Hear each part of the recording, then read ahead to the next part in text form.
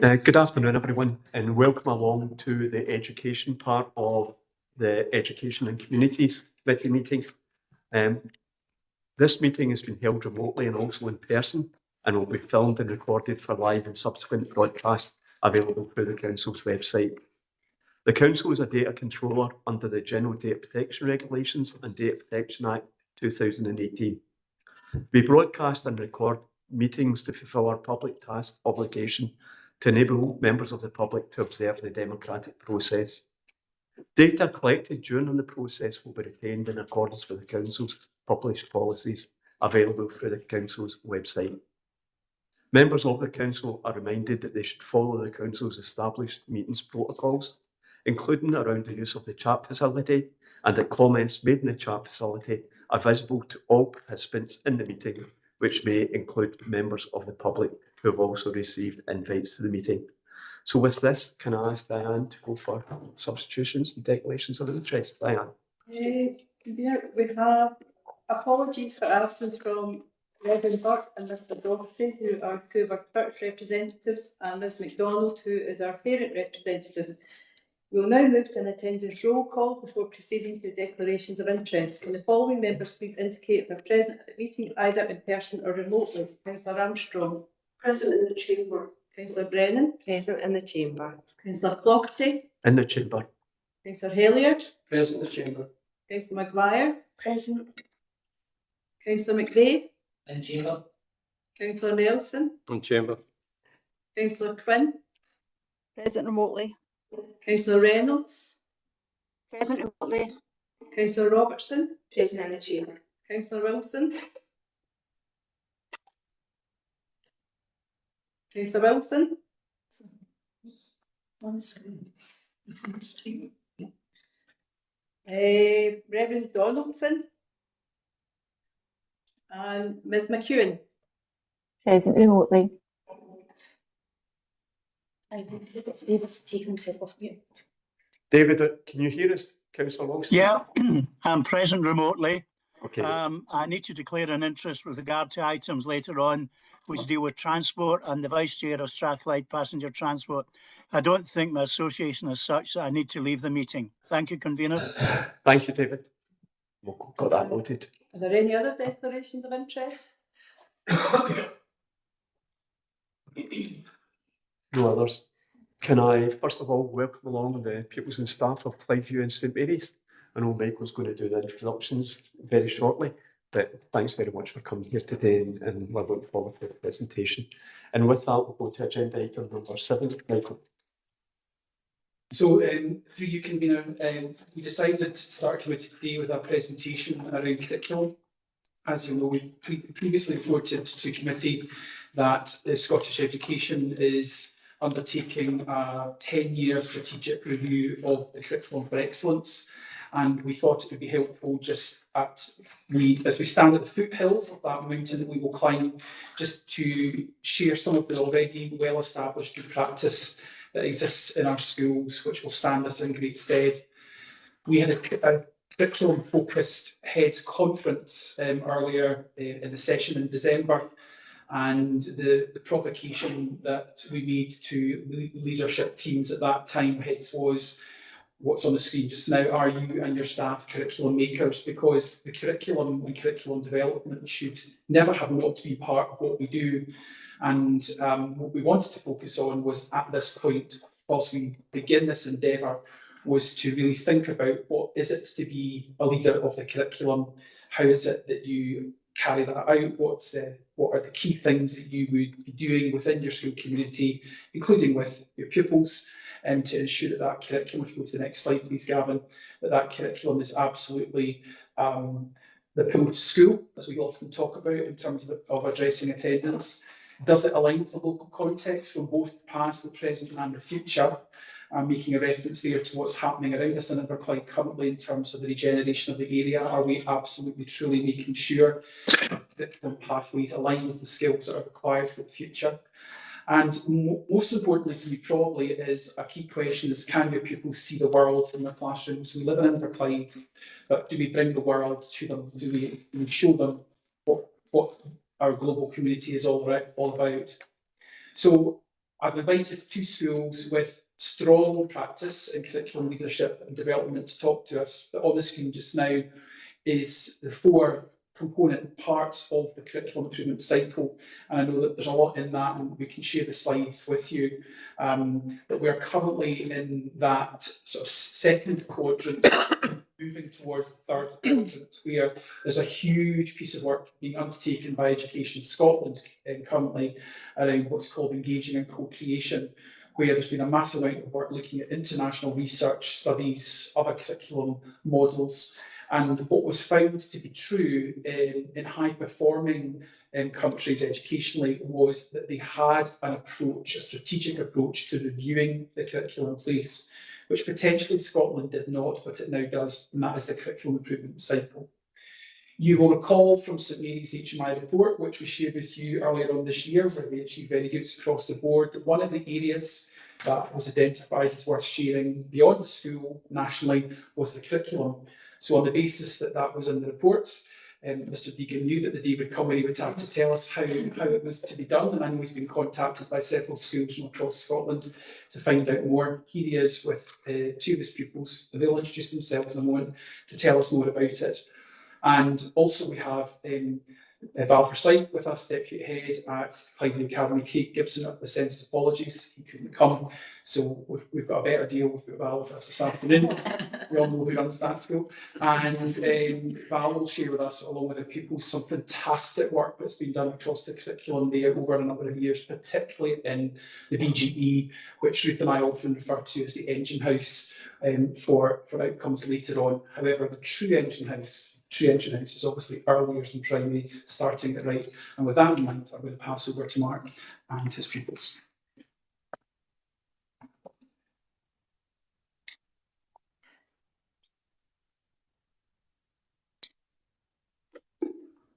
Through you, convener, thank you for listening to us today and hearing our story about our curriculum, where it is just now.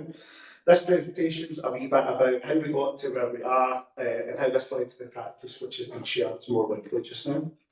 I'll try not to speak for too long because people want to listen to the children, but they will share how also their leadership has been part of the curriculum which changed the St Mary's as well.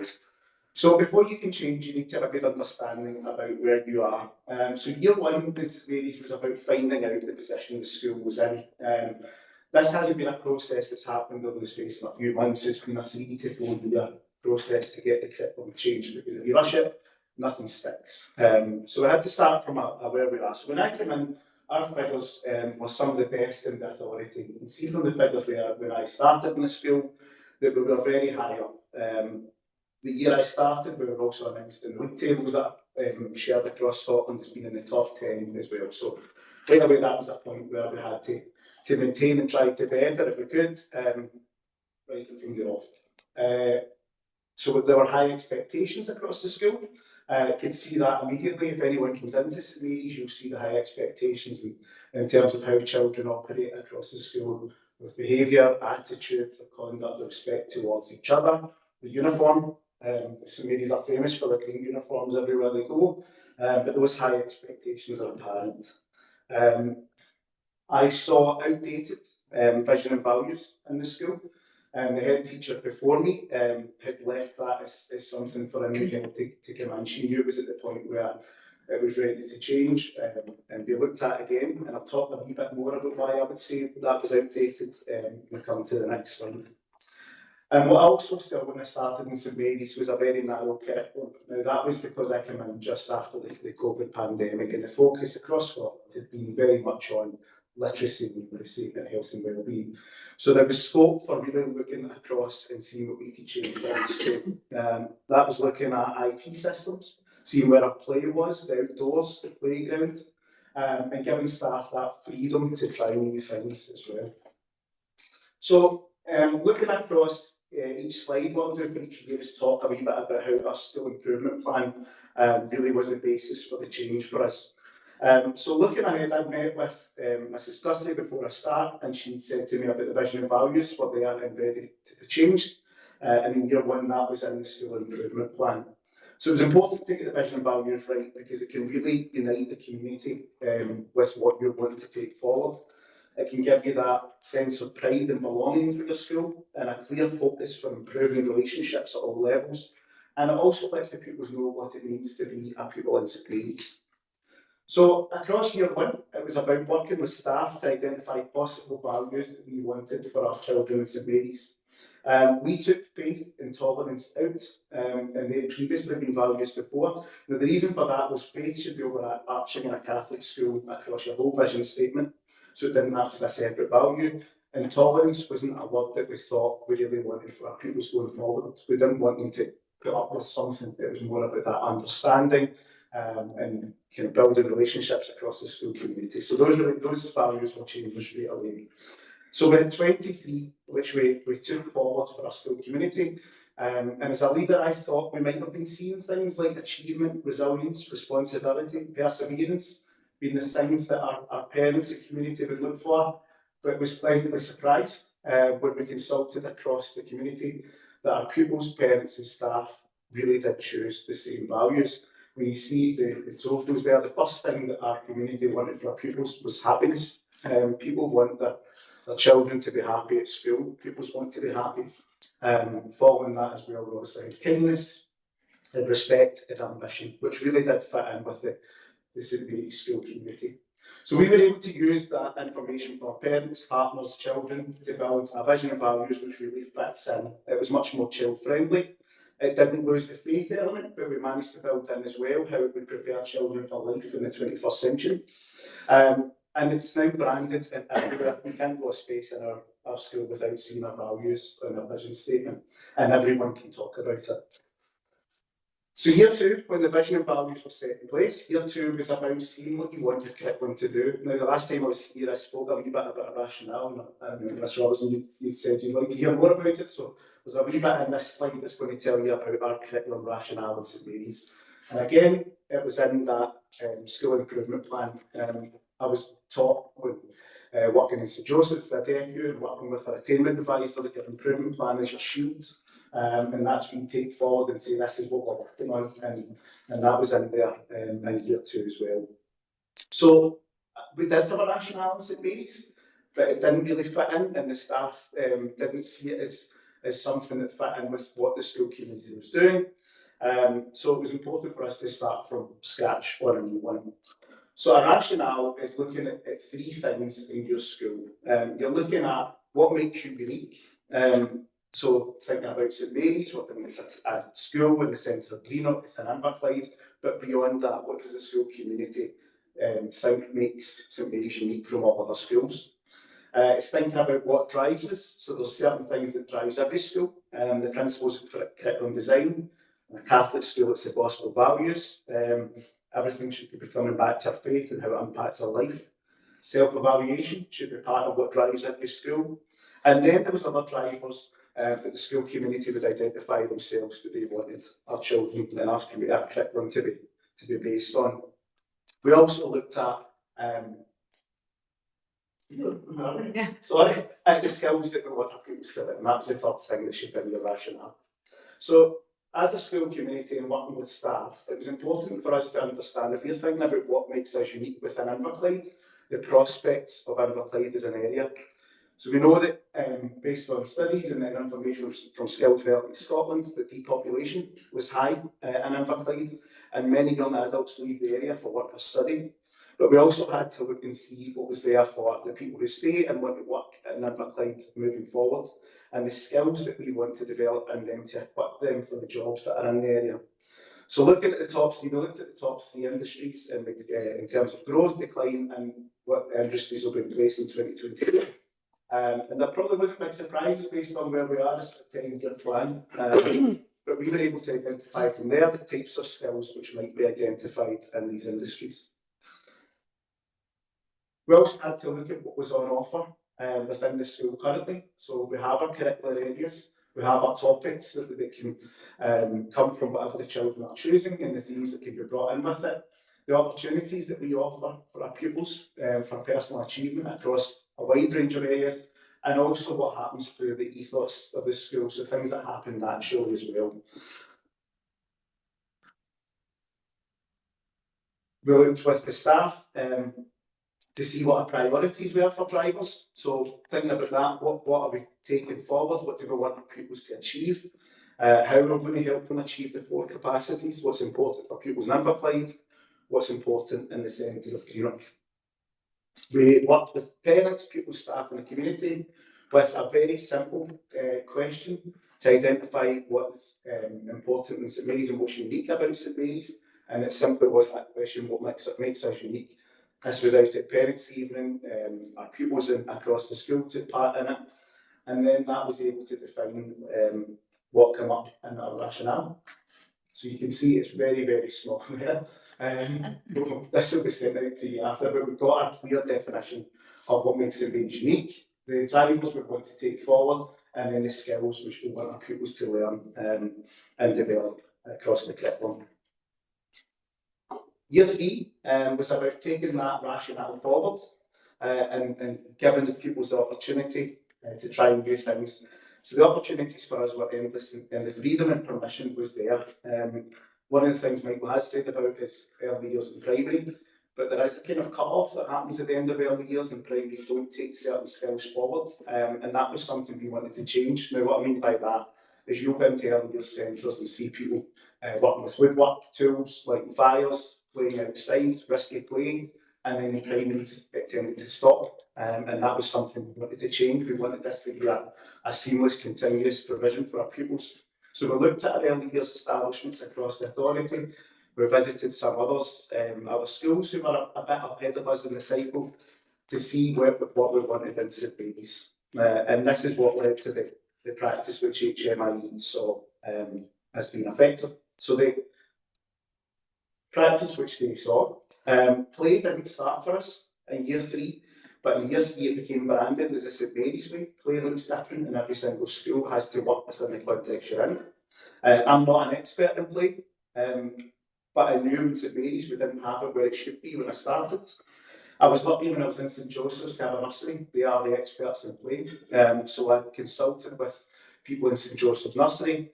We appointed a senior when I was there to lead play. So our staff went out to see the provision that was in place there.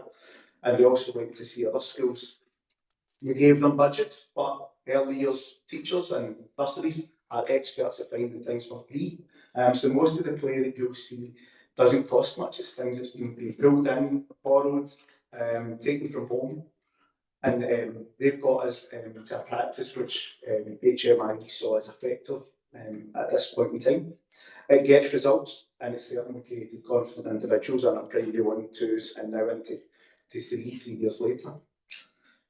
We've put a big focus in St Mary's on equalities in year 3 after a huge change in our community. So last year we had 17% of our school who were identified as being new to Scotland. We had 2 equalities coordinators who worked with a pupil leadership group to plan ways to learn about equalities, develop an understanding of racism, and to celebrate our very diverse school community. We kept records in every stage of how equalities were incorporated into the curriculum, and we had it ready when HMI asked us how we were covering it. Our pupils also spoke passionately about a culture day which we had, and how we have a child from every continent in the world within St Mary's, except Antarctica still. But trying up this, but still to cover. We put a real focus on meta skills, in particular the skills chosen in the rationale. Staff participated in training with SDS in August, and we asked for lessons to include a reflection on the skills being developed as well to make it explicit for our learners. We included this in quality assurance processes to ensure that there was consistency across the school. Across year 2, we asked staff to experiment with taking learning outdoors, and we continued this in year 3. We spent time exploring our school grounds and how we could use it more successfully, and made this an aim of our ILL group, which Sheila will speak about in a wee minute. Alongside this, we recognise that a playground does have limitations. So linked with our intention to improve prior knowledge and writing, we asked our staff to build up from monthly trips outside of school to weekly visits into the school community. We're very lucky to have so many opportunities to learn in our doorstep in Inverclyde. And we've used places like Peel Ports, Ferguson's, the Watt Institution, the Oak Mall, the Esplanade, Lyle Hill, Greenock Cemetery and more for learning out with our school grounds. But we aren't limited to walking distances, as we use our free bus passes to get out and about within the area and further afield, going to places like Largs, Lunderson Bay, Braehead and more. Learning again from our nursery colleagues, we recognise the creative freedom that Lewis Parks gives us, and we've promoted this across all classes. It's one of the opportunities that never puts a ceiling on learning because the children are in control, and it develops so many meta skills. After being totally inspired by our nursery colleagues and from a visit to Kilmacombe Primary, we introduced woodwork and firelighting last year within the school. A terrifying prospect for many, but we worked at a pace that staff are comfortable with, and some achieve far more than others, but they've since been able to share that practice that worked for them, and we're able to showcase this during HMIE. Alongside these developments, we continue to invest in our IT infrastructure, with an IT suite in place, with a class set of devices for IT skills, but we also have 40 laptops across the school and 50 tablets which go across for pupils to use across all areas of learning. So I'd said about outdoor learning and there's parts in the YLL group, and I'm going to pass you on to Ayla, who will tell you a wee bit more about that. Brilliant convener. Hello, my name is Ayla Ward and I'm in Primary 7. When I was in Primary 1 to 4, our playground didn't have much happening. It was a bit of a concrete jungle.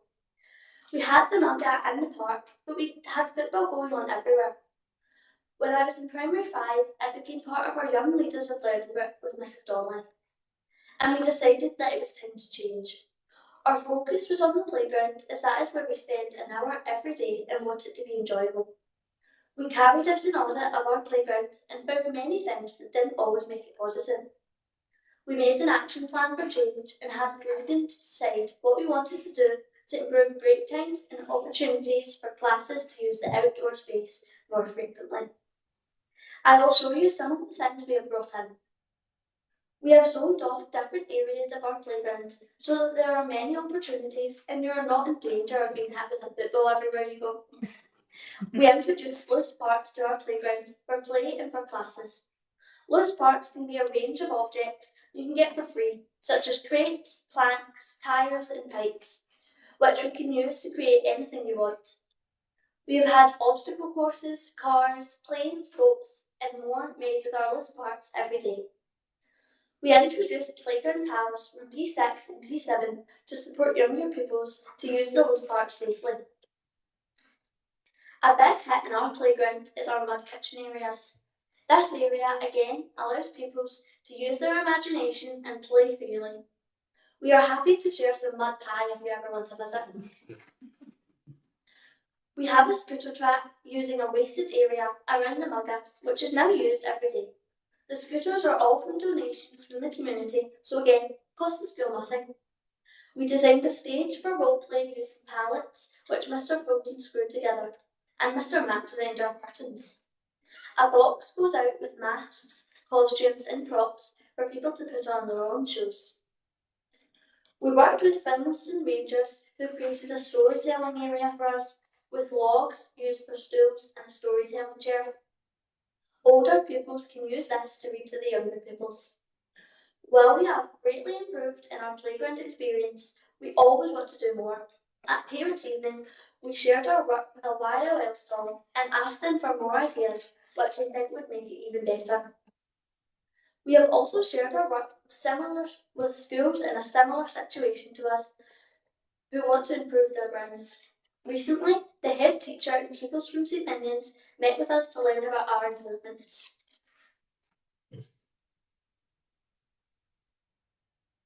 One of the important things for us this year after obviously we've had a visit, we've kind of taken these things forward, was about making sure it was embedded within the school and there's a clear progression framework. So our school improvement plan this year has been about creating pathways for all the new things we brought in. Last year was about confidence building and allowing the staff to try things out and then share what works. And this year we have working parties. So again, it's about taking what we've learned, what we've tried out, and making sure that primary one's not doing the same as P7, that we have that clear progression across it. And even in our woodwork this year, we saw a wee bit more staff confidence where I've been asked to buy electric sanders and electric drills and more coming in. We've had health and safety out, so we're okay. But and also Eddie's team has supported us with that to put in vinyl in the room, so it makes it a wee bit safer for cleaning up afterwards as well. But the point for us is about what can we take forward next, and how can we make sure it works across our school. And that's where, again, our school improvement plan has been looking at those progression frameworks. So I'm now going to pass to Clara, who will tell you a wee bit about the impact for her and her class this year. Through you, convener. Hello, my name is Clara Pollard and I am Primary 6 in St Mary's. I will share a bit of the further impact that our changing curriculum has had. This year, my classes worked closely with our friends in Glen Park Nursery. I was a Glen Park girl and got to try many things that we have in our curriculum when I was in nursery, but then didn't touch it again until primary 4 or 5 when we started to change in St Mary's. We know that transitions should be smooth and the curriculum shouldn't be massively different between nursery and into primary school. So we've been supporting our future primary 1 pupils to learn skills which will be needed for starting school. Ahead of visits, we have learned skills in school, which we then showed our nursery buddies, and I can share some of them with you. We have supported with many art activities such as cutting, sticking and folding. These are all essential when people start primary and helps them to improve their hand-eye coordination and strengthen their fine motor skills. We have learned to sew this year. Mrs McHogan taught us this new skill, which we were confident in showing our buddies. We have made hearts for Valentine's Day, pumpkins for Halloween and flowers for Mother's Day. We have taught our nursery friends perforating by poking holes in paper to make pictures. Alongside our sewing, we've supported our buddies to weave with paper. You can see in the pictures that we have been making what we have been making with weaving. We tied this in with St Andrew's Day to make tartan. For pupils who find the sewing or weaving tricky, we supported them to learn the skills using larger holes already made on paper. Alongside our work with the nursery, we have also shared our skills progression with friends from other schools and showed them some of our new additions to the curriculum. We are very excited about opportunities we may have next year to diversify the curriculum even more. Mr Deegan has shared the possibility of a cooking kitchen being added next year, which would be very exciting. We would love if any of you wanted to visit and learn something new. Thank you for listening to us.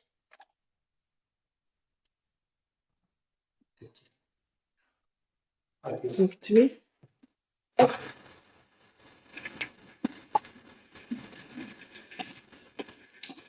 So, through you, convener, thank you very much for inviting us along this afternoon.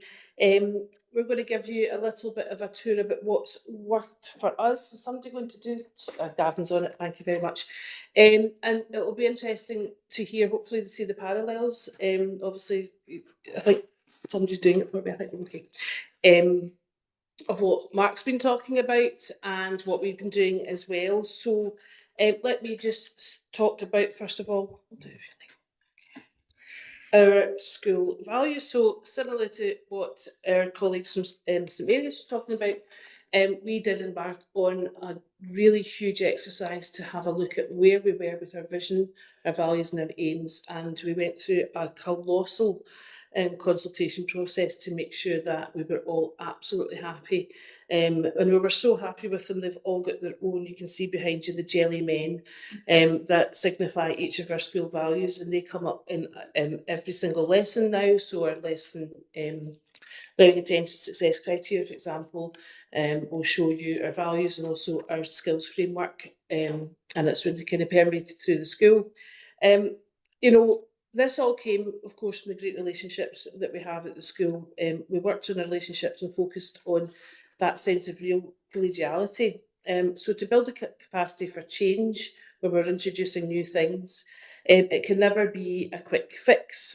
Everything needs to be built gradually via multiple conversations, interactions, meeting regularly with PTs, collectively PTs, cascading that down to departments, looking at how we have developed our distributed leadership, and then also by real sort of active, meaningful listening for understanding with everyone in our school community. Being responsive to what is being heard has been absolutely vital on our journey. And through the small acts of listening, thoughtfulness, recognition of high quality service, and just to take time to appreciate each other, we did all this through collegiate time, team building, staff leadership residentials, staff health and wellbeing events, and also working closely with all our partners. From all of that, connection, commitment and trust emerged, openness about where we were, but more importantly, where we wanted to be. We wanted to be moving, but also to build the right culture. And that culture would be one where we were all pulling in the same direction. We needed a very strong foundation from which to grow, and we needed to refresh our vision, create a new set of values, and have very clear aims. So now we have set a new direction. We're all on a journey together through our reimagined vision, values and aims, and we're still working on them. It's been a few years. We're still embedding. We do not have complacency at Cloudview Academy. We review and we move forward.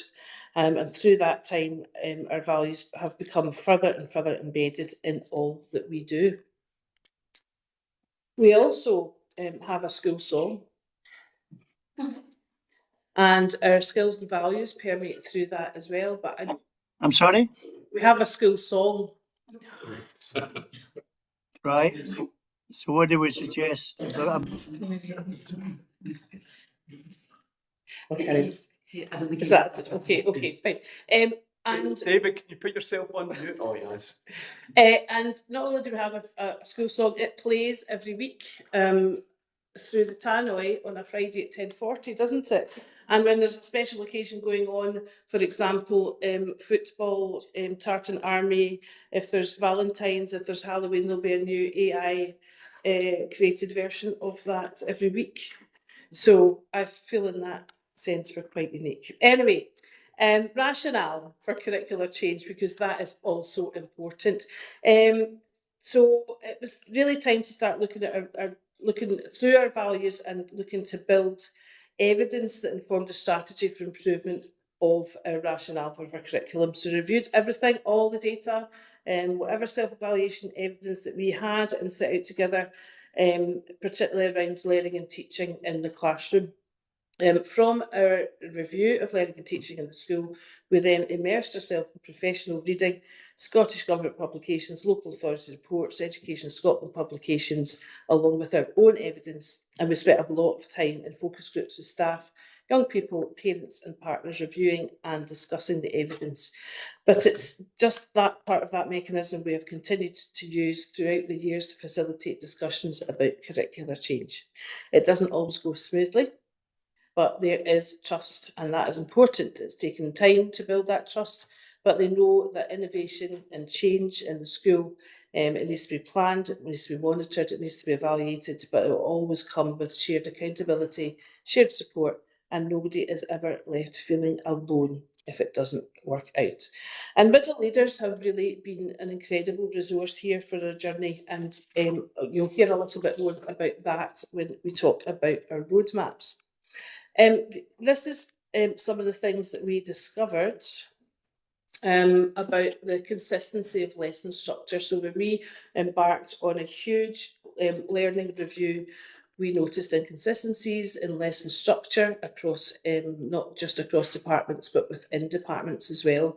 We were looking at the moderation of the experiences that young people were immersing themselves in, and we wanted to have a better collegiate approach to that.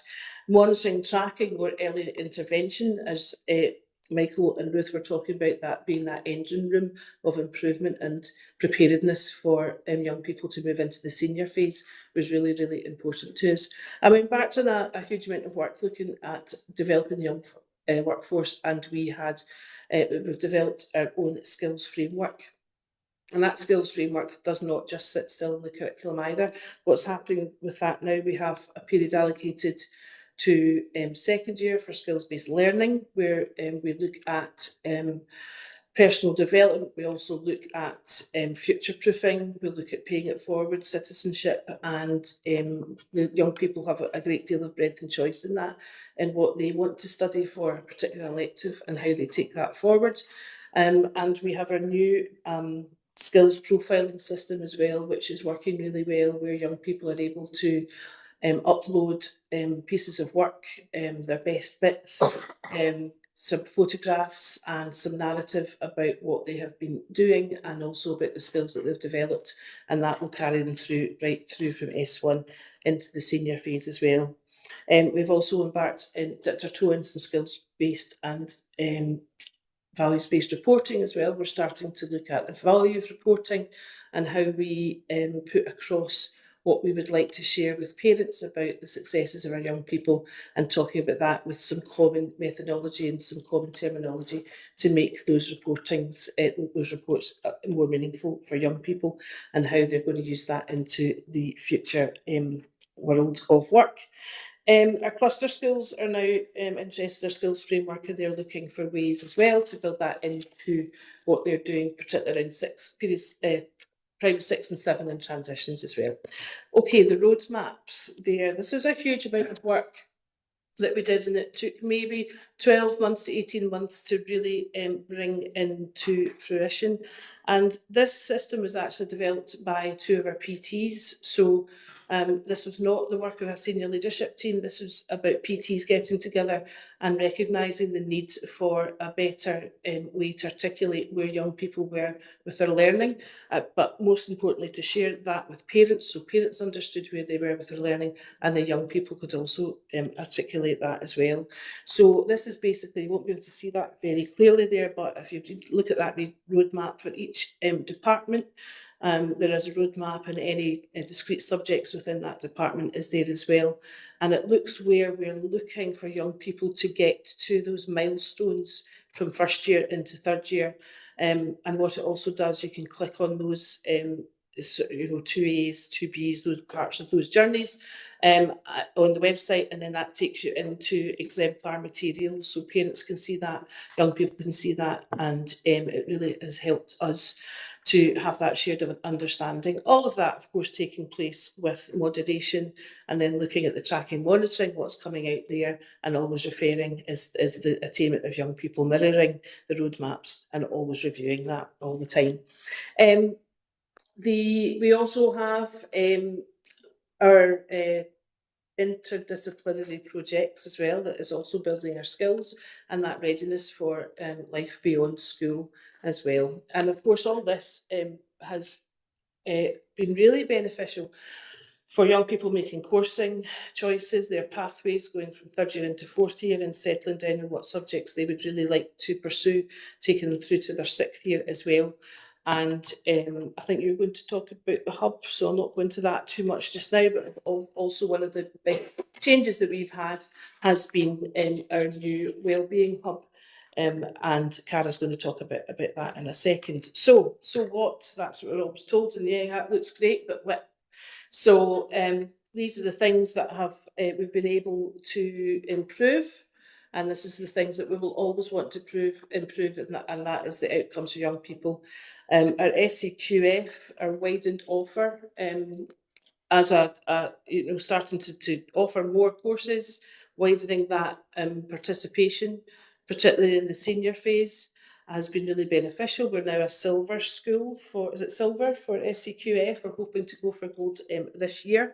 And that's because of all the work that we've done to look at widening the curriculum to make attainment even better for our young people. Of course, we're looking at targeting specific cohorts in that pool to school that Michael was talking about as well, with that widened offer.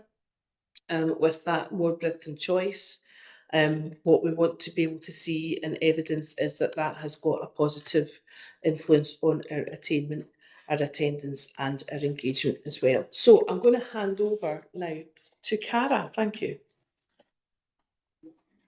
Through your convener, hi, I'm Cara McDougall, and I'm lucky to be part of the first S4 year group with the opportunity to sit 7 national 4 or 5 subjects. This change has been extremely positive and has allowed us to gain, hopefully, an additional qualification, which broadens our skill set and expands career prospects, helping us go down career paths we potentially never would have explored. Our curriculum is also extremely accommodating to target students' specific needs and preferences, with teachers going above and beyond to help us study subjects that are more specific to where we want to go once we leave school. For example, I take 2 subjects in one column, which are history and modern studies, and one of my friends is actually sitting 8 National 5 qualifications instead of the standard 7. We don't just offer traditional subjects such as maths and English. Students also have the opportunity to study travel and tourism, horticulture and lab skills. But of course, it's not just about the qualifications. At broad general education level, students get to partake in S1 Values Day, project-based learning and skills elective, which helps students try out skills such as photography and barista. These activities allow students to engage in more interactive forms of learning, developing personal, practical and social skills traditional subjects would normally target. Another area of our school which helps target such skills is the Hub. The Hub is a supporting and accommodating environment for those on alternate timetables or with additional support needs to get the most out of their learning. As well as supporting students with traditional subjects, it also offers health and wellbeing and personal development awards. This helps students gain essential social and problem-solving skills, setting them up for work and giving them the best chance of success after they leave school. To your convener, hi, I'm Mona Morrison. 2 years ago, we set out to be an SCQF ambassador school to promote the non-traditional subjects, skills for work and non-traditional progression.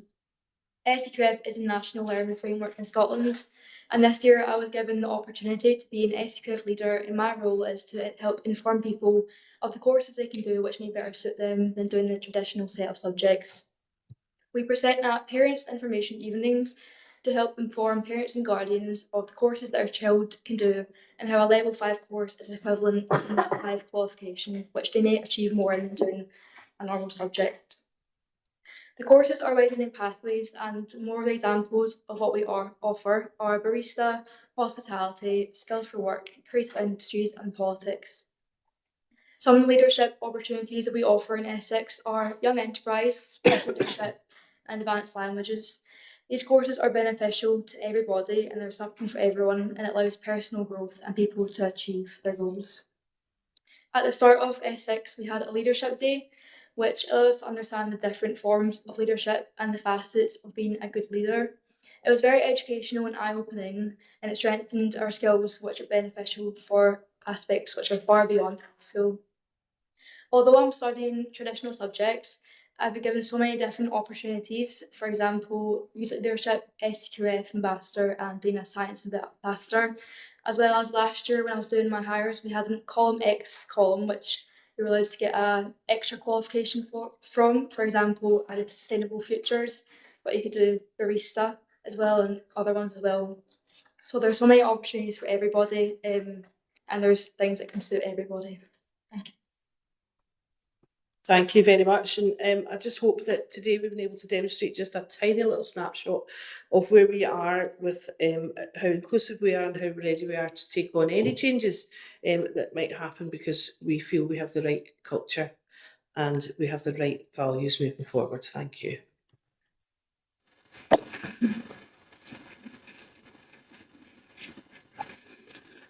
And of course, this is where we get our own back, and I'm going to open it to any questions that anybody either has online or within the room. So normally we dive into the ones. I actually have got a question. It was one of the ones that I picked up with regard to the Hub. So it's quite interesting in hearing about the Hub. So it'd be interesting to hear, how did that come about? How did it start? Where did it get the sort of curriculum development part? And I don't know, Val, you can say that for one of the girls. So thank you through your convener. With when the school was built, the guidance team, pastoral care team, was up in quite a small room in the sort of very back of the school, quite far away from everything else. And the team was growing, and they were outgrowing the space. And we had a beautiful library at the time, which we felt was, whilst it was a great space, it wasn't being utilised quite the way that we could. So the guidance, it started with the guidance team moving into that space. We created a new library. and the guidance moved into that space.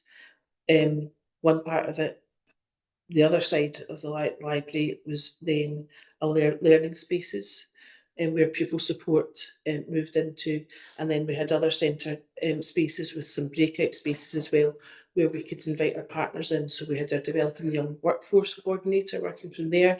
Our colleagues from Skills Development Scotland would come in and hot desk in there.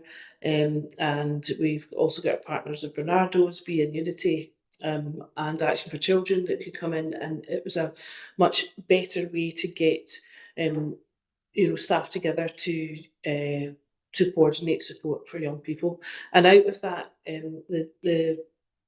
the pupil support side of the hub then became, through SQF and just our exploration of other widening offers that are out there, we were able to start offering employability awards, personal development awards, employability, lots and lots of things going on there as well. So, and of course, for young people to get support with their literacy and numeracy, which has been really beneficial for them. And we've been able to enhance some of that staff through putting additional staffing in to pupil support, and also through PEF, we've been able to enhance that offer. Okay. Thanks very much for that. I'm not getting, Elizabeth. Thanks, thanks, Camilla. Thank you all for the information. It's amazing to hear what's been happening in both your schools. This is another of the secondary school, so you guys can breathe for a wee minute.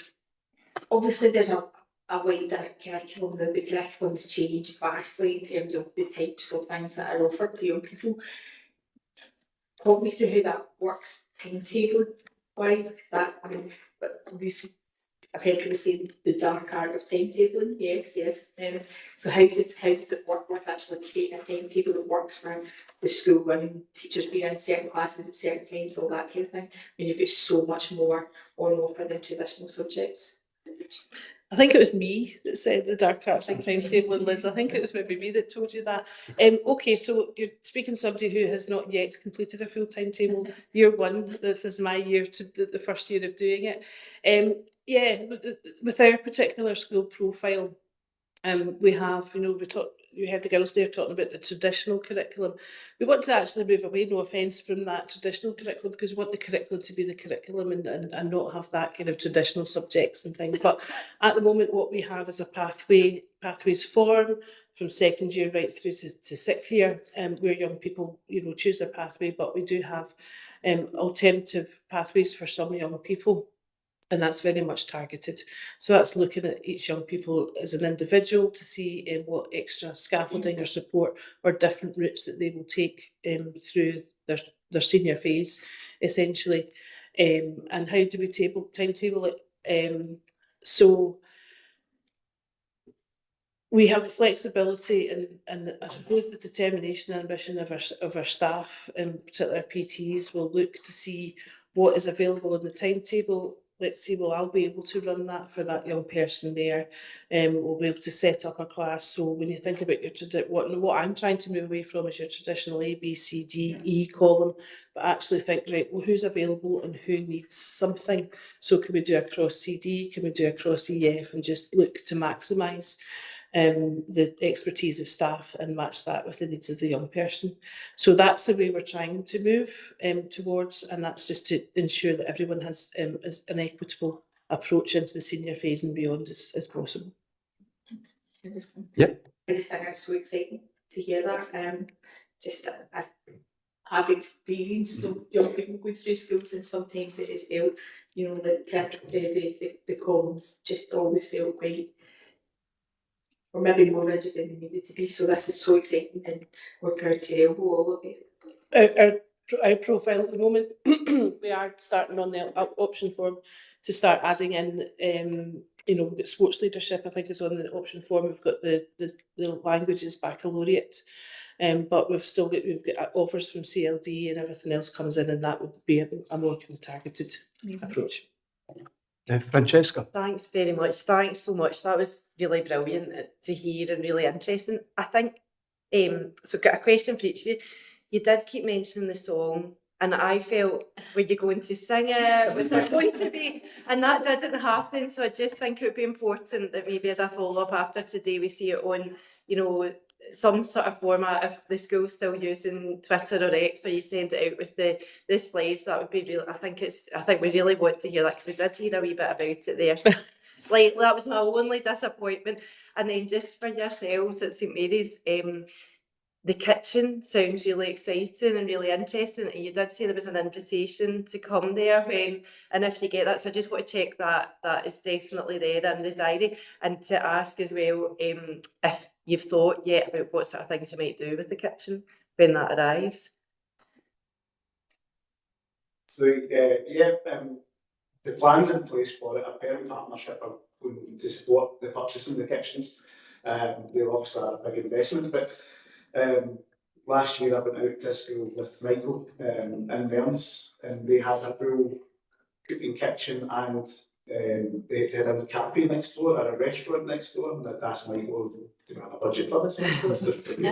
But I'd said it was something we wanted to take forward, and the ideal is, if we're looking at 4 terms, what we want to have is a skill per term that the pupils will be looking at. So whether it's woodwork, firelighting, and door kind of based learning, and our cooking kitchen being part of that as well. That's what we want to build up towards, and we do have progression frameworks we would be looking at as a starting point to take across the school. But there is a wee bit of prep work needing done to get that up and running, and our school estates team again are supporting us with it. I've had visits to see what we need put in place, and there is a wee bit of work needing done, but the hope is that within the next year that is something we take forward, and the pupils will be learning skills from early doors, maybe looking at making things with very sharp knives, to then building up to full meals they can prepare by P7.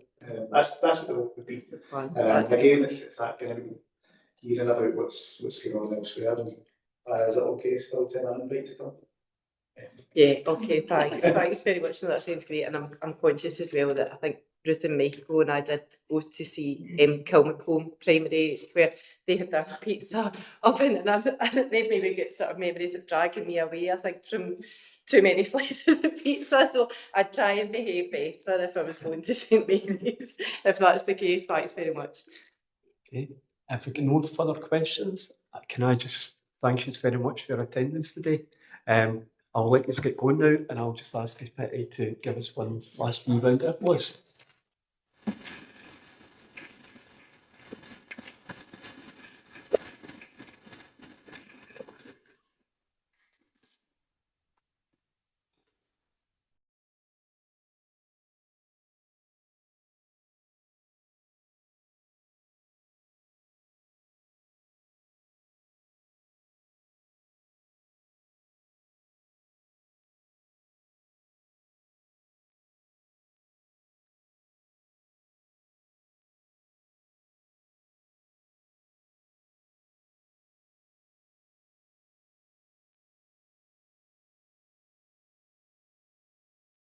I prefer this scene. I'd like to see everybody sit together, but apart from that, I thought that was excellent. Michael, thank you very much for arranging that. I think, again, what we talk about, it brings what we say and do committee, it brings it to life, and there's nothing better than listening to staff and the pupils of schools to bring it to life. So thanks very much for that, Michael. I did say 10 minutes to each one.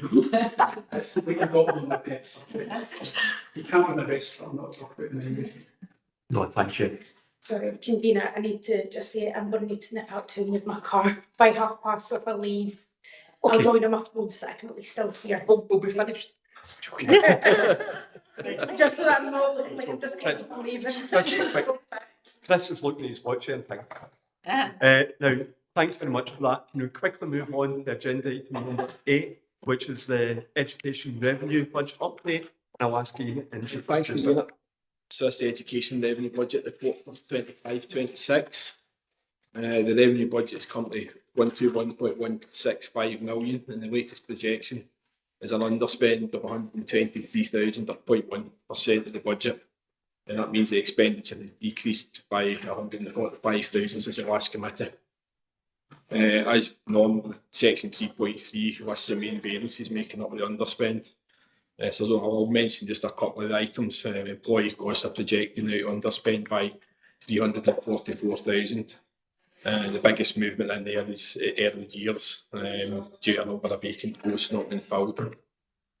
Teachers are projected to underspend by 186,000, and that's a reduction in expenditure of 138,000 since the last committee. That's mainly due to the tight control of supply teachers that's been put in place by Education Headquarters. Transportation costs are now projected to overspend by 65,000, and that's a reduction in expenditure of 77,000 since the last committee.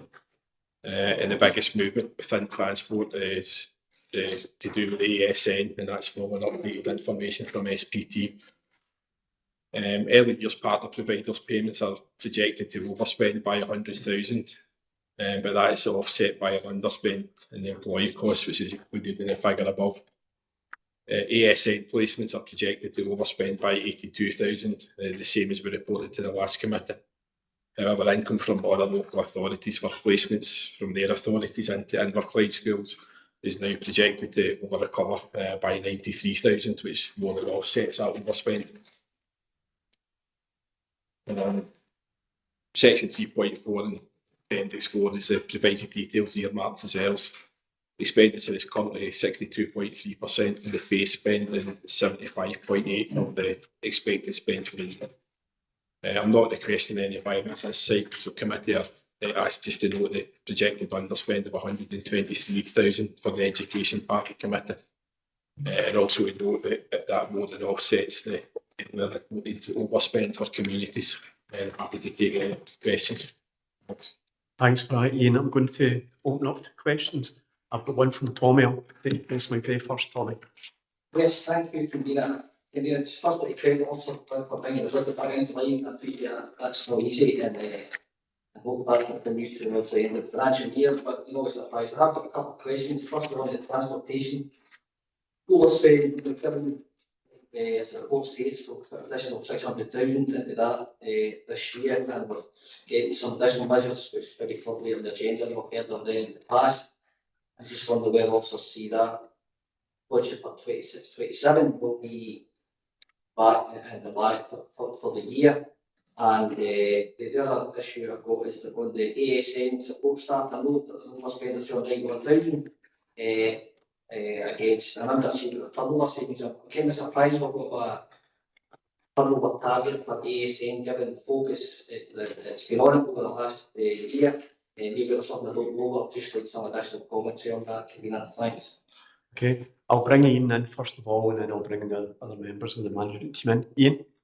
Through you, Convener. I think the first point on the ASN transport is, you know, that's been a historical pressure and it's demands led. So if things stay the same as they are just now, it would be in budget for 26-27, but the problem would be the new people then require the service, etc. So there's always that unknown with ASN. So I wouldn't like to to project what it would be at the end of the next financial year. But as I say, if things stay the same as they are, it would be within budget. The budget has been set for 26-27.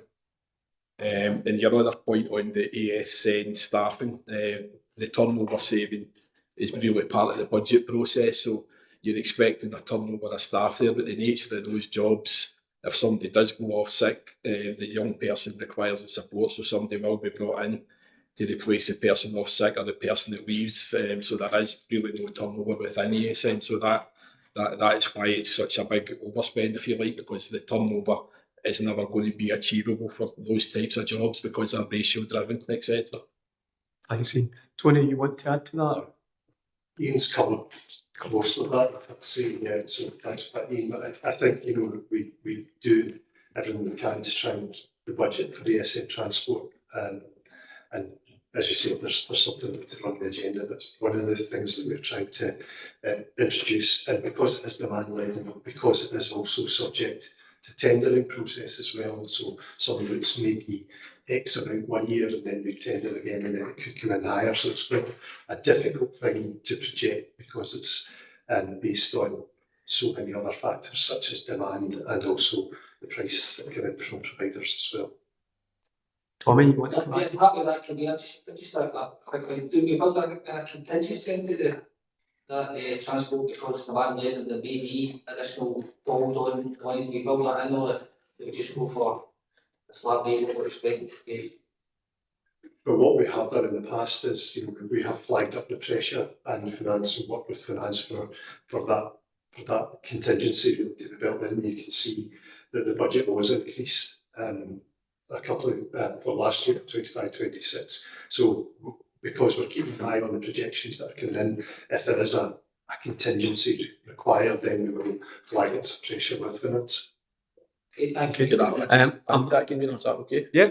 Ian, just now add about the pressure. So previously there was a earmarked reserve, and you mentioned the 600,000 that was added to the budget. So that really replaced what we had as a contingency. Previously it was an earmarked reserve, and the decision was taken as part of the budget process to add that to the core budget. So that's now been added in, and that's why you're seeing for some of the ASN that you don't have the big overspends that were there in the past. Okay, now before we move on, before I bring in Pam, we've got our corporate director here, Ruth Binks. She wishes to come in. Ruth. Yes, so just a couple of points. One is it's difficult to build in contingency on ASN transport because actually the young people either need the transport or don't need it. So you can't, if you're, you can't plan for an over or an underspend. It's actually needs based. And if I'm understanding your question about the ASN support workers, because it's demand led and needs based as well. I think your question was why have we got contingency and not contingency turnover against that. So every post in the council has turnover against it. So some areas are going to reach turnover more easily than others. So where you see in our papers where we've reached turnover, in some areas it will tend to be where we have high turnover or we don't have demand led.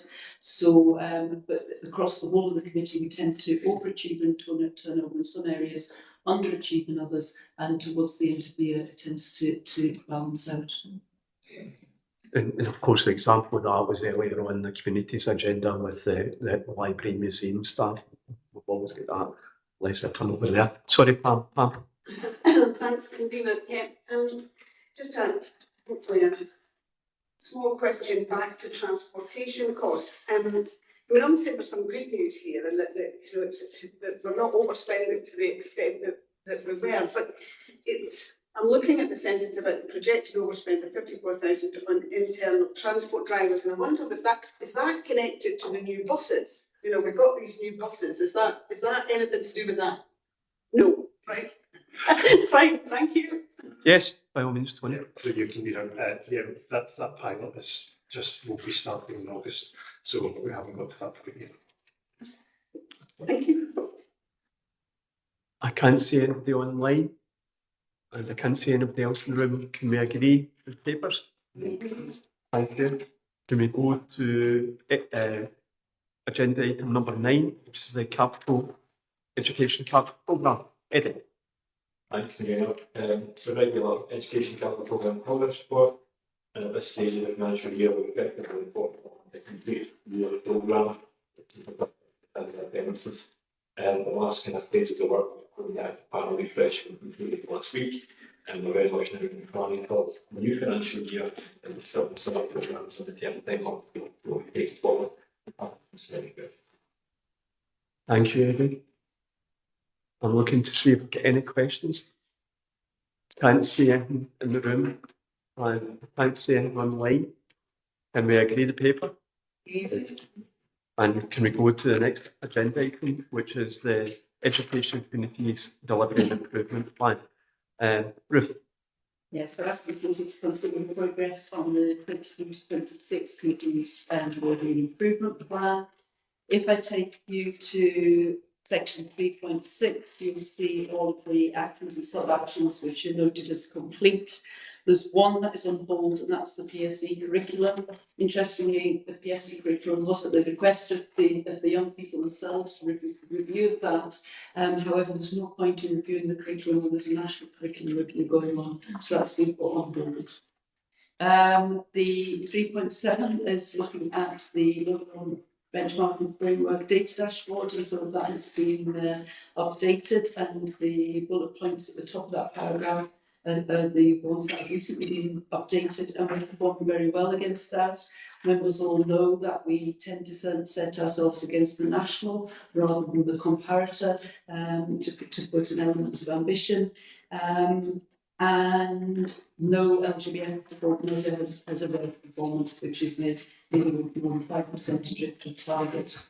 In 3.8 is a wee bit of a typo in one of the sentences. The quarterly target for CLD adults was achieved and then not achieved for the following. So it wasn't, so basically it wasn't achieved for the quarter, but actually over the course of the year, CLD are performing well for adult learning. And again, we lowered that target because after the review of inclusive communities. Happy to take any questions. Thank you, Ruth. Alternate questions? Natasha?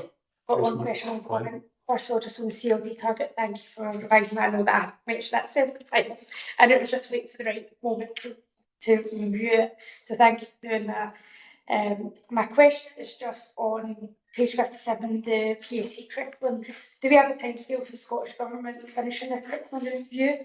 And I'm kind of assuming this will be a yes. I want to ask the question anyway. Will we get those young people involved again when it comes back around? Because obviously they want the PSE curriculum reviewed. So we'll make sure that they're involved when we get the information from the Scottish Government. Michael, you can? Yeah, through you, Convener, I'll need to come back to you where the PSE curriculum sits in the cycle, because obviously that we're gradually going through. What I would say to you though is, although we're waiting for the national update, it doesn't mean that the PSE curriculum isn't evolving against the current E's and O's and the benchmarks. And there's actually some really good work done in partnership with CLD, senior fees, and different elements of that. So it's still evolving, but the full review will need to be until the curriculum output has come from the CSE. Ruth? Yeah, through this an area in the West Partnership. Yeah, we're working in partnership, but and Michael says it's always evolving because new things are always coming across our doors, I would have to say. So teachers do keep up to date with it. But this was a root branch look at PSE curriculum, and I think that's what the National Curriculum Improvement Centre will be doing as well.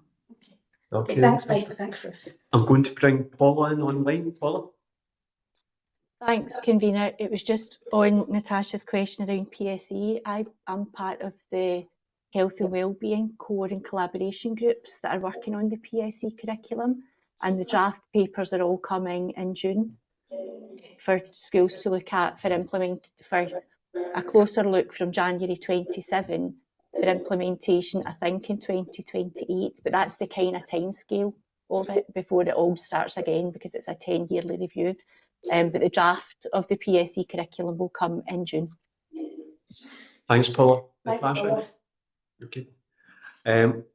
Is there any other questions?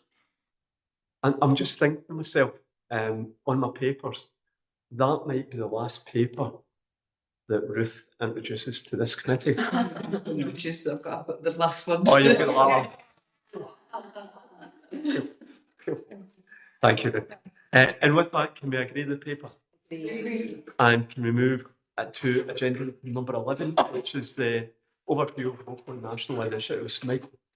So through you, Convener, I'm acutely aware of time, and there's possibly the first three items within this report that I'm going to talk to, but happy to take questions on any of it.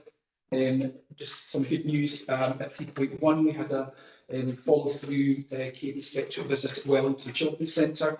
You may recall back in November 24, some of the QIs were evaluated less than good, thus following the national standard, but we're now back to good and indeed very good. And the added challenge here is that the framework that was used to inspect them on the revisit was a different framework to the one that they were built on previously. So this is the revised framework, which I think we're finding more challenging. So to have achieved very good is to their credit. So it's a well done to the team at Wellington and the support that Yvonne, the Gallagher's team, has provided. Obviously, over time at 3.2, I've tried to keep you up to date with the education reform process, and there's some breaking news apparently here. Somebody called Ruth Binks has been appointed as the HMI Chief Inspector to be a further, and so it's good to see that. That part of the reform cycle moving on, and there's obviously that you may have heard about the Centre for Teaching Excellence. Happy to bring more information about that in the future. That's still in its infancy, and an ongoing piece of work by an independent professional advisor to the government in relation to looking at the way that local authorities, etc., work with Scottish Government in the future. At 3.3, I'm really pleased to share with you the outcomes, recent published outcomes in relation to positive destinations. You committee may know that there are two key data captures in the academic year. We have an initial destination capture in October, and then we have what's called the follow-through figure that will be captured around about April and published in June. So we're always interested in both, obviously. But for me, the priority is the sustainability of the destination figure from October. How many young people who enter into that positive initial destination in October sustain that and are still in that come the update.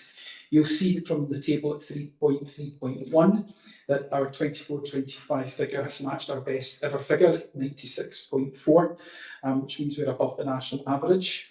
And for Inverclyde, that's a significant achievement when some of our comparator authorities are not. And from memory, I think that in the ranking makes us 13th in the country, which is really pleasing to see. At 3.3.2, we've tried to break down where those destinations were, and you'll see that in terms of the percentage of leavers in 24-25 against the national average in 24-25, and then that shows you what that's compared to in terms of last year. And within that table, what is really pleasing is if you look at the unemployed not seeking percentage, back in 23-24, 3% of our leavers were unemployed and not seeking, and that has fallen to 1.6%. So at 3%, we had one of the higher percentages in Scotland. So to have almost half that and then be sitting sort of mid-league, if you like, is really pleasing. And at 3.3.3, what we're trying to do is show you then the initial destinations against the follow-up figure, and to demonstrate where the point I'm making about the October to June comparison. Most local authorities, for all local authorities, will see some percentage drop-off. And then for Inverclyde, historically, although we've achieved very well at the initial leavers destination figure, our challenge has been the sustainability of those come in June. So I'm being brave, bold here, and sharing with you the current tracking figure at 93.5%. So currently, as our data tells us with our partners, our sustainable figure looks like it's holding around 93.5%. So our drop-off would not be as considerable as it's been in the past. And I've tried to explain a little bit there at the bullet points at the bottom of the page why we are achieving, we believe, some success here. A lot of it is to do with ongoing tracking that is happening right across the latter stages of young people's time in our schools. The handing, I often talk about the baton and the relay, the handing over of the baton to the destination that they're going to, and then the ongoing tracking. So at the point at which, for example, a young person leaves one of our establishments, moves into a destination, and then for whatever reason comes out of that destination, that they are very quickly picked up and identified, and a new support is put in place and a new offer is made. We've also evolved our offer, and again, that's been a huge amount of partnership work between ourselves and various partners, including colleagues in the Employability and Generation team. We've been working far more closely with one another over the last 18 months to get to this point. But Gavin, who was in the room earlier, Gavin Brown, our Education Officer, has been instrumental in picking up the work from Adam Stevenson, who used to be with us, to really drive the offer in partnership. So we have, as you know, the Modern Apprenticeship Scheme with Babcock's, and new additions, for example, the Fishermen's Trust Programme has provided increased opportunities and offer, and a new offer from Hugh's team located at Port Glasgow iZone, which is again providing just far more bespoke offer around ensuring that young people have a safe and nurtured and supported space to learn ongoing skills. So other than that, I think I'll draw to a close, and I'm happy to take any questions. Thanks for that, Michael. I'm going to open up to questions. I've got Elizabeth first. Elizabeth? Thank you. My questions and comments are all about those investigations in that section of the report. It's fantastic to see that 96.4% going above the national average once again. It's absolutely where we know we can be. We've been there historically, and being back up there again is fantastic. The other thing that thrills me is that in 3.3.2 there's I did a very, very quick mathematical calculation. My maths teacher would be pleased with me, and it's actually fully 100% that again we've got no unknowns, and I think us having that as an absolute core tenet of, our kids are in our school for 13 years, and it's insane to think that once they leave we wouldn't know where they were, so having no unknowns, I just think it's so precious to what we do and who we are here in Inverclyde, and again delighted to see that that's still there.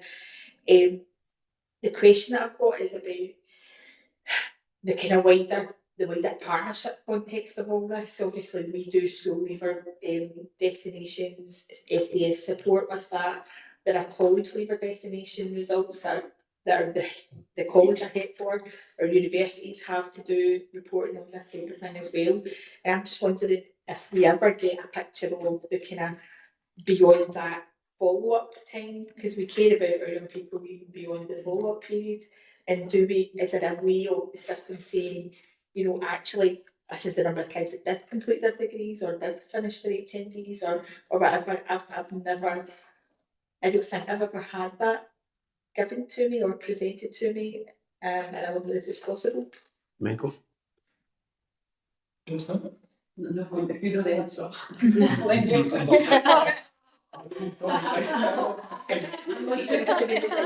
For one last time, I'll defer to my director. So the reason why that information is really difficult to get hold of is because of information sharing, and we don't necessarily know where our citizens go, and we don't own their information once they leave us. So as we try as hard as we possibly can, we just can't insist that people keep in touch. So you can't do the linear progression. There are other data sources that you can look at. For instance, unemployed under 25s. That's and we said there are three measures in this: the initial, the leavers, and the under 25s employment rate, because that gives them an idea of what young people in Inverclyde are doing. But you don't always know what those young people would want to go into our schools, or so it's very difficult to get that linear. I've never certainly seen it anywhere in any stats. Okay, Elizabeth. Michael? 3, that's what I was going to say. But just to add to that, I think one of the things that we have learned is, particularly the sustained figure, is that as soon as we get to the initial destination in October, we're already working on the next cohort coming through, and there's something there about capacity of both school leaders and their teams and our central team to again start keeping back to the concept of the baton and relay race and not letting go of it until we're sure we can. So a big piece of work that we've done this academic year is to basically, when we saw that figure, last year's follow-up figure, it did provide a bit of a shock to the system, and we had a summit in the summer holidays. We pulled the school leaders in, and we always rewrote our plan and refocused ourselves and really share the data quickly with all of our partners. So the tracking that Gavin is involved with goes well beyond, he's still attending tracking meetings, although these young people have left school, because we still feel that we owe those young people as much of our time and our eye on them, because we've even said, if a young person drops out of a situation around November time, it might well be that they're only a few months out of school, and the best person to have the conversation about supporting them might still be the school, because the relationship is still there, but they come back to us. So that's been a kind of key principle that we've built in, and it's certainly gaining traction for us. And what I'm excited about is, even at that 96.4, we can see where we can still gain, and where we can see schools that we haven't haven't quite got to where we think they could get to, there is still scope to keep pushing and challenging and supporting them to do that. Elizabeth? I think that's quite exciting to hear that, you know, if there is still, you know, the closer you get to that 100%, the margins become smaller and so on and harder to reach and everything. But if you're saying there's still, I'm wondering, I would like to hear that story this time next year, you know, another year of that approach, of that kind of tenacious grappling with our young kids to make sure that they're somewhere doing something. I'd just as it develops even further, I'd love to hear that story told. Ruth, would you? I think some of that work, just thinking to Val's presentation about that senior phase offer, some of the work has to be done before we leave. Because when we see young people drop out or it's not quite the right thing for them, it's because they kind of went to it not knowing what else to do. It wasn't quite the right course for them. They didn't have enough information, or they just didn't have quite the right skills for that course. So actually, a lot of the work that happens in the senior phase and actually beginning right at the early years of St Mary's. Is actually getting young people, so we get them of the right courses when we leave, because if we miss course them and they look for the wrong thing, it's quite often difficult for them to get back on, especially if it's the academic year as well. Elizabeth? Thank you. Do we have any other questions? If not, can we agree the report? Agreed. And can we move on to agenda item number 12, which is again the supplementary agenda, and that is, we'll touch upon earlier on, the assessment of school transport for pupils with additional support needs. Tony. Thank you, Convener. So this report is about the introduction of an application and assessment process for pupils who live within a defined distance of their specialist provision. Just firstly, extend my thanks to the parents of the children who might be affected by the changes. And while many were concerned, obviously, about the process, their views have certainly contributed to the development of the proposals you see in the paper, and I've set out Appendix 1 the main issues that the parents came up with. I suppose just before into the paper, just like to offer reassurance to the committee that the changes are not necessarily about removing transport for children with additional support needs. It's really about ensuring that we have accurate information about our children, about their transport needs, and particularly those who live quite close to their provision. In Appendix 2, you will see there's an application form, sample application form there, and that will be an electronic form. Sorry, it's so small, I noticed in the committee papers, but it will be a kind of more sophisticated approach to the application. We filter questions, not everyone will have to answer all of them, but it will be done online. But it was just to give you an idea of the questions that we will be asking.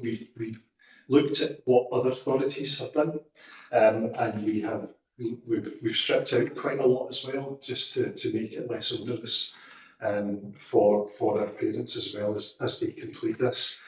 So therefore, I'm recommending that the committee notes the content of the report and the consultation that took place, and also agrees the introduction of this application process for those pupils who do live within the defined distance of their specialist provision. Happy to take any questions on that. Thanks, Tony. I'm going to open up to any questions.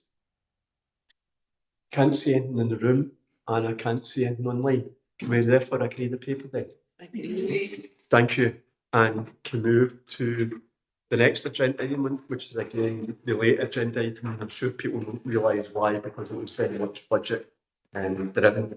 And I'm going to ask Ruth Banks to introduce the paper, and obviously we've got one here as well. Ruth. Yeah, and this is my last introduction to a paper, and I'm absolutely delighted to introduce this one because I think this is a really strong example of elected members, the community, and council officers working together to solve issues that have been raised. So thank you for problem solving this issue with us and committing to finding a solution. And when we looked initially at the money allocated, we sought an officer, and Yvonne Gallagher on screen. And I would have to say that Yvonne has been her weight in gold in this. Her technical knowledge of the different registrations, of the different types of working has been second to none, and we needed that time and that space to be able to really look at every option. We've always maintained that no matter how much resource was put at this, it's the staffing of the services within the registration requirements that has been the issue, and that's a well-known mantra throughout the whole of this journey together. And there's still a health warning that whilst we've looked at everything to try and recruit appropriate staff with the qualifications, that if we can't recruit those staff, we still can't run the service. So everything now relies on the ability to recruit staff.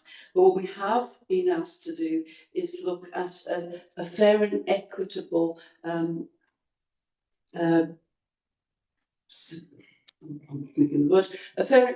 equitable way of allocating support to children with ASN.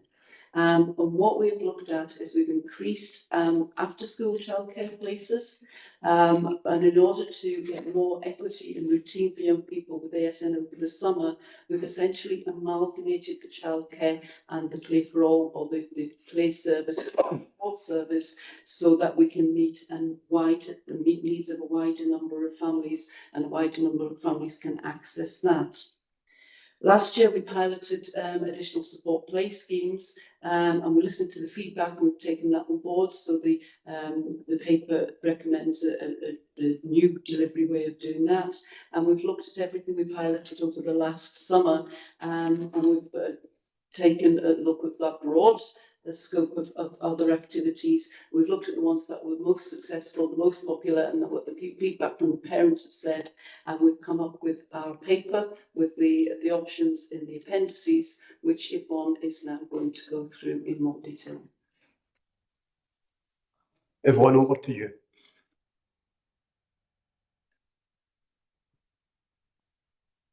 Hear me, yeah? Yep. Thank you, Yvonne. Thank you. So you'll see attached to the paper is Appendix 1, and the purpose of Appendix 1 attached to the paper sets out the proposed plans, as Ruth's kind of went through, for the Play for All, out of school childcare, holiday childcare and summer club, and the proposals to offer an enhanced ASN play scheme and swimming sessions for ASN children. So you will see that there are 4 proposals in total, as Ruth went through, and they are presented as a package, so they're not individual, they come together, and all of those proposals will be put in place. So I'm just going to start with proposal 1, and that is the review of the Play for All out of school childcare and holiday childcare service. You will see in 1.1 of the paper that this service in its current form offers childcare to parents of ASN children who attend a specialist school and whose parents are in employment, education or in training. The service is chargeable and it operates during term time, 1 week at Easter, 1 week in October and 4 weeks over the summer.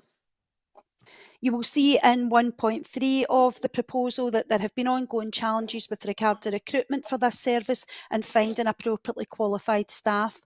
This has had a direct impact on how many children the service can accommodate at any one time, and in its current form the service has insufficient staff hours and work patterns aligned to the post, which prevent us from maximising the registered capacity. To resolve this, we've reviewed the job remits, the grades and the hours, and this will ensure that roles meet the SSSC requirements for registration and that they attract a wider scope of staff to apply to work within the service. This will allow us to maximise the places for a maximum of 15 children per day. In 1.5, you will see that the future delivery of the service is proposed to provide those 15 places for children, and they would attend that at the end of each day during term time, 1 week in October and 1 week in Easter. And this would provide parents with more access than currently to out-of-school childcare places during those times.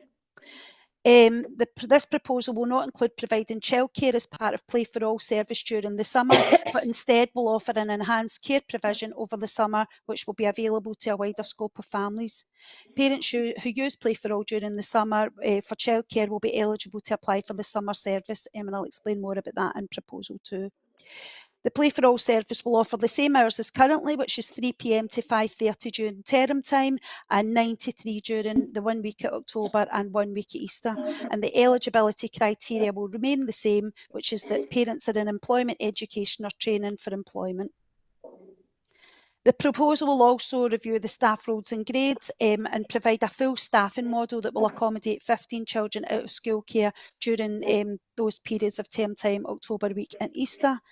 And these posts will be full-time and they have a full and clear remit and roles and responsibilities, not only for the staff role and Play for All, because they're full-time, then we have looked at what that remit would be during the day, and those staff would be utilised within some of our specialist provision, for example, Craig Marlock, to work alongside our ASN children within Craig Marlock School.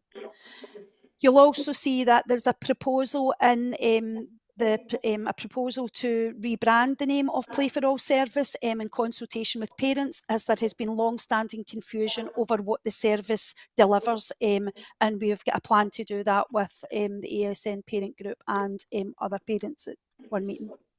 Moving on to Proposal 2, that relates to Play for All Summer Club, and this service operates over 4 weeks of the summer, and this service currently offers a maximum of 20 places for children in 5 to 18 years. Currently there's no charge for this service, and it has been subsidised in recent years by Inverclyde Council. You will see in 2.2 and 2.4 of the paper that the current model of staffing is aligned with Play for All out of school childcare, and like the out of school childcare, they have similar challenges with appropriately qualified play workers, aligned with the challenges that the staffing model is designed to only employ staff over a sessional basis over 4 weeks of the summer, so there are no permanent staff allocated to this model to staff it over the summer. Historically, due to the high level of need and the needs of high level of need of children and our requirements to align the appropriate staffing to staff to child ratio, this service has never been able to meet the maximum registered capacity of 20 children. In 2.4 and 2.5 of the proposal, you will see that newly created remits will provide staffing for a maximum of 21 places each day for 4 weeks in the summer, and this will provide consistency for children and predictability as identified by parents in the parent consultation. The current eligibility criteria will remain the same. For Proposal 3 in the paper, you will see that there was a test of change carried out last year that offered enhanced play scheme opportunities for ASN children who attended mainstream primary schools. Based on the feedback from last year's test of change, the intention is to provide one enhanced play scheme for ASN mainstream children in the main area of Greenock. This will be for children aged 5 to 12 years, and the service will also provide enhanced staff to provide an enhanced staff to child ratio, providing a calmer environment and structured consistent routines for those children. In Proposal 4 of the paper, the offer of ASN swimming sessions during school holidays. Again, this was carried out as a test of change last summer in summer 2025. Offered parents their children access to swimming sessions twice a week over 4 weeks at the summer, and this was extremely successful. It was a suggestion that was made by the ASN parent group, and 240 children and their families attended those sessions last year. So this proposal really builds on that success and the offer of regular swimming sessions for children during school and holiday periods for children with ASN and their families to access swimming. You'll see in point 5 of the paper that this paper is based, all of the proposals have been developed in the back of consultation with parents and feedback and what support would benefit them during holiday and summer periods. And I'm happy to take any questions. Thank you very much, Yvonne. I'm going to open it for questions. I've got Elizabeth coming in first. Elizabeth. No questions at all on this, just comments. Just thank you so much for all the work that's clearly gone into this, for all the conversations with families affected by needs that were there in the community, and I'm just look forward to seeing how it all pans out, and it would be great to get updates as time goes on as to how the reality of this does pan out. Thanks, Elizabeth. Do we have any other questions? Just my comment as well. Ruth had mentioned in her introduction, we do recognise the amount of work that Yvonne has put into this. So I just add a special thanks to Yvonne for all the work she's put into it. And I assume you've broken the back of the work, so I assume that you can come back to a substantive post somewhere within education. Keep it till the end of the summer. Okay. Effectively, that's a year's saving because she's worked quickly. I was being a wee bit. Do we have any other questions? If not, can we agree the paper? Now, before you score, we are losing our Durham class. So we are. Ruth took the job as corporate director. She was already in Inverclyde Council and our education services. She took the job as corporate director. It was fair to say it was a job that Ruth did not want. Right? Ruth took the job on the back of losing Wilma. And Wilma not only was a colleague of Ruth's, but a friend of Ruth as well, and a friend and colleague of many of us in here. So it was the start of that, was not the start that Ruth really wanted to do here. But in saying that, she came in, she hit the ground running, she took over from Wilma. An awful lot of the characteristics of Wilma are always the characteristics of Ruth as well. And those are, you don't need to be shouty and bolly. You could be a woman who gets her way by making sure that people are quite clear on the instruction you're giving them and the understanding what you're giving them. And that clear and concise nature has lasted well through our time. Also for me as well, Ruth has been a very collegiate person. And we've got Elizabeth here. She's worked well with everybody in education. Our door's been opened. The very nature of our committee is we know we're all here to do the best for people in Inverclyde. Ruth is the head, working with Tony and Michael and Hugh. It's always been the adage, the old saying, there's no I in team. And with Ruth and her team, it certainly holds fair on that. For me, obviously in a personal bit, most of you will know Ruth is my favourite name because my oldest daughter is also called Ruth. So for me, whenever there's a phone call and I say to Callan it's Ruth on the phone, it always adds to a great thing in our house. You know, tell her I was asking for us. Well, it's not that Ruth, but you know, the other thing for Ruth is, of course, as we all know, Ruth is a flute player. Now, Ruth is probably my favourite flute player in the west of Scotland. Just got to put that. But for us, our commitment to Inverclyde has been second to none. And I would say, whenever you're looking at Ruth's comments, whenever you actually look in to do our CV, any comments on it, there is two things that stand out. And those two things are want to do away with inequality within education. And that is something that we as a committee here hold dear to, everybody in this room hold dear to, but also our commitment to excellence as well.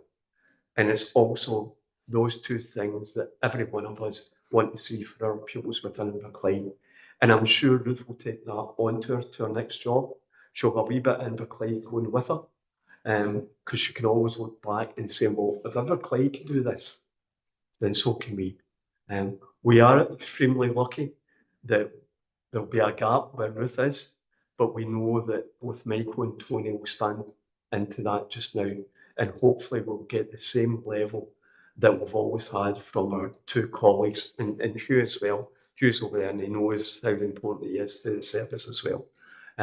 So I would like to say on behalf of the committee, and I'll let anybody else come in, but on behalf of the committee, I would just like to sincerely thank you very much for all that you've done, for your sense of humour. Sometimes we forget the personality of it as well, but your sense of humour, sometimes I've seen you getting the giggles a wee bit, and that's something we like as well. Sense of humour and kindness are traits that are very misunderstood. And I would just personally like, on behalf of the committee, to thank you very much and wish you all the best for your future and your future jobs. So thank you, Ruth.